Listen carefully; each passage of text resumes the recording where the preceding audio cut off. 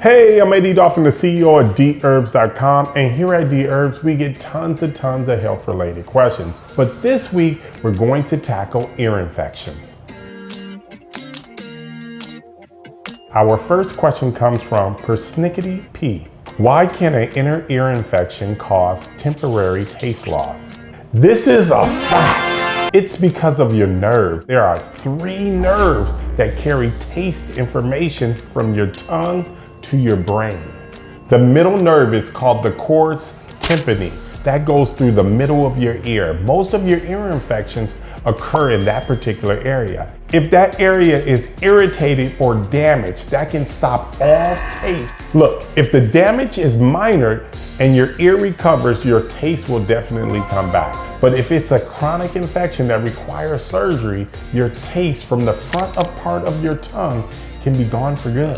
The next question comes from Anonymous.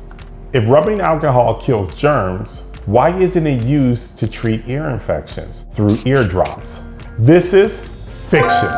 First of all, rubbing alcohol, that's a bit extreme. It can kill a lot of cells, not just the dangerous germs. But beside that, it won't work on a middle ear infection because the alcohol can't get to that particular area. Your ear is broken into 3 parts. We have your outer ear, which has a tube that's connected to your eardrum. Now your eardrum is special in this way. Your eardrum is a solid membrane. So if you tried to pour alcohol in your head, believe it or not, the membrane is not going to let it penetrate at all. So therefore, the bacteria on the other side where the infection actually is not going to be affected. Our final question comes from Battle Dome Guy. If water in a pool has chlorine in it to kill bacteria, why can't the same water give you an ear infection when left in your ear? This is a fact. When the right amount of free chlorine is floating in the pool, it kills bacteria in a couple of minutes. Now here lies the problem. Usually the right amount of chlorine isn't in the pool. You have bound chlorine. It does not kill bacteria in any way when it's attached to other things. And then you have free chlorine. If free chlorine will actually kill bacteria.